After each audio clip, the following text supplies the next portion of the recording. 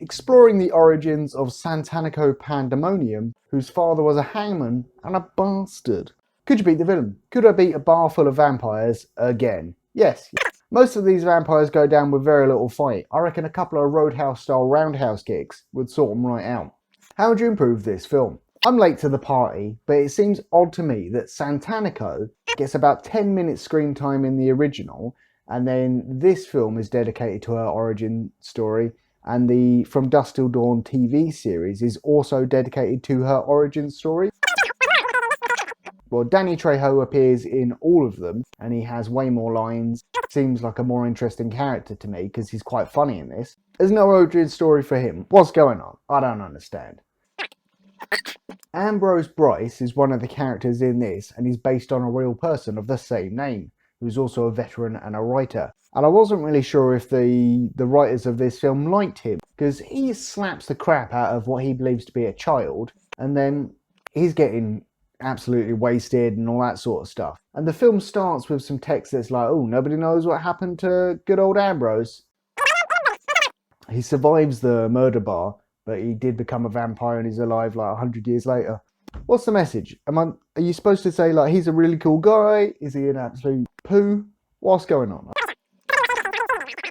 It is odd to me that we see two nooses being thrown up over scaffolds in this film, whereas normally in a film, the noose is already hanging there. Just something I noticed. Title sequence, not very good. The text popping up on screen looked quite cheap. And actually the effects, practical and CGI in this, are way worse than the original one. Maybe the budget wasn't as big. Johnny Madrid, cool name, not a cool dude. He is saved from hanging by a sniper shot that cuts the rope, and then he rides off into sunset with a pretty lady from town. You would assume that this is a complex plan that's been worked out with his allies, but actually he didn't know either of those people at the start of the day.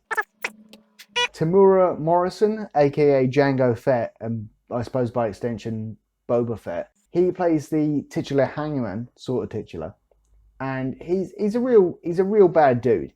He's somehow fathered a child with a vampire, has custody of the child, tried to kill the child a couple of times but failed, so just decided I'm going to beat her so that she doesn't disobey me, which doesn't work, obviously. The woman has got real daddy issues as well, so no wonder she ended up becoming a vampire stripper. Not that that happens to all people in the situation. The Hangman, he wears a hood to hide his identity because he's the town hangman, and that's apparently what they did. But he's also like, oh my god, my daughter, what are you doing here in the town square watching me do an execution? You're kind of ruining the point of the hood there, fella, but...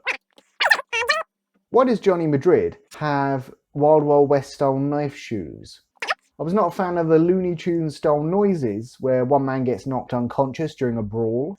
Johnny seems to go out of his way to throw furniture as he's running for cover, just making a mess. Ambrose needs to stop telling people that he's got something valuable on him, because he's already been warned that this is a rough place, and it's like he's trying to get robbed. Some of the bandits have hats that are way too big to be practical. It feels like if they don't have it perfectly balanced on their head, it's going to A, cause them a neck injury, and B, fall off. Johnny does a "are you talking to me?" Taxi driver style bit, and I wasn't really sure who that was for, because he's referencing a film that this doesn't exist yet. So some people claim that drinking gives a man clairvoyance, and I don't think anyone says that. Why does the blind stagecoach guy have Daredevil style powers? And wouldn't it have been really cool if he had survived, they'd gone to the vampire murder bar, and they're in the temple down below, and it's dark, and he's the only one that can help them because he's got good ears. But that man dies, so that doesn't happen. One of the goons who does the robbing, is he kicked in the nuts so hard that he's got blood coming out of his mouth, but he's still fine seconds later? And is Ambrose writing a story called The Hangman's Daughter, like this film, before he has met the Hangman's Daughter? I only saw it for a split second, and it wasn't worth rewinding, but... I looked up when sparkling water was invented to make sure this film made sense, and turns out, so it all checks out. think the character's name was Ezra Trailer or Ezra Taylor or something like that. Anyway, he's the black guy that sells brushes in this film. Didn't like how stereotypically kind of yes sir, thank you sir, he was. Possibly, try and be a bit more developed film. Also, what's going on with him? So he gets turned into a vampire. Just like these other films in this series, he seems to have all the vampire knowledge and powers downloaded straight into his brain. But you'd think all the other vampires were like, well, you can get to the back of queue, sonny boy, all right? You've been a vampire 10 minutes. I'm going to drink some blood first, then you can have some if there's left. The vampire lady in this is the most vampire-y vampire you will ever see. She's all walking around in a black costume and like, blur, blur. And everyone's like, she seems nice. She must run this bar and this hotel.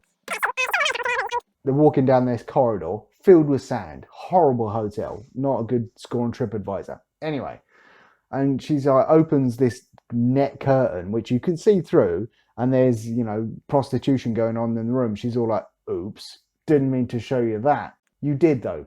Why are you doing this silly ruse? If I ever walked into a bar and someone licked me, let alone licked the open wound on my back, I'd be like, nah, I'm out. I'm not staying here. This place is gross. All sorts of germs. Santanico, whatever her name is, she didn't make that call. Johnny Madrid shouts, hey idiot, where are you? And no one answers. Who did he think was going to respond to that? Johnny Madrid is shouting, walks into the stable right next to him, and the vampire in there is like, oh my god, I didn't see you there. John Newley. Number 1, you've got a character called Johnny. Number 2, you've got a character called John. Pick a different name. Anyway, John Newley is the husband of the religious lady, and it turns out he's a bit of a bad bloke and he was really just after her money. But that isn't set up very well. You don't really get a sense that he's a bad dude. He does have an angry moment with Ambrose, but, pretty justifiably so. And then they get to the hotel and he's all like, hey, I'm going to cheat on my wife with this vampire lady and I'm going to get drunk and stuff. Also, what was his plan? The wife's all like, can you go and get me a drink? And he's like, okay, will do. Then he walks into the corridor and I think he's looking at some prostitution going on. Bunks off with the vampire lady. Then he goes to the bar and he gets a bit drunk. Was he just planning to stumble back to the room with a glass of water like 3 hours later and be like, oh, I got lost? Johnny Madrid fails to spot that there are 2 women sitting in front of him, but only one of them has a reflection in the big mirror in front of them. So he needs to pay more attention to his life. In the middle of the big barroom brawl, there is a random cat noise that I wasn't sure what that was there for. The music in this is not in keeping with the time that the film is set, in my opinion. Ezra, he hypnotizes Mary or something like that. They have this weird dance number and it's all like sepia tone before he goes bitey bite on her neck. Didn't like it. Johnny Madrid seems to change his clothes for no apparent reason during a desperate escape. There is plenty of tension built up between the characters, so the Hangman doesn't like Johnny. Outlaw, who Johnny tried to murder, doesn't like Johnny. John doesn't like Ambrose. John also doesn't like Johnny. So there's always these different, combinations of, tension. But none of these plots go anywhere because the characters are all grouped together too late in the film. That should have been start of the film or, a third of the way into the film. The rest of it is them having to work together and try not to destroy each other. Not a fan of the naked vampire people. That was gross. And I was not a fan of that vampire getting stabbed in the ghoulies by Johnny's knife shoe.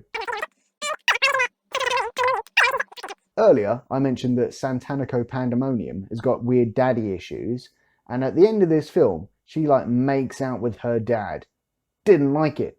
Maybe she's changed her personality and ascended to a higher vampire plane of existence.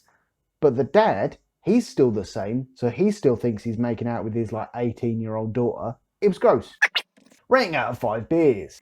There was some good acting from that horse that pretended to get shot. I liked the bit where someone's like, hey, did anyone get bitten by one of those vampires back there? And there's just this guy who just does his shirt up suspiciously, no, because he's been bitten. And that made me laugh way more than it should have. Danny Trejo gets the best lines in the film. Ezra is like, oh, I'll have another drink, please. And Danny Trejo just looks him dead in the eye. He's like, pay for the first one. John Newley is like, hey, what's your policy on fighting? And Danny Trejo's like, I don't care. What did you have in mind? Again, hilarious. All that being said, I give this 4 beers out of 5 because effectively it was the first film but worse.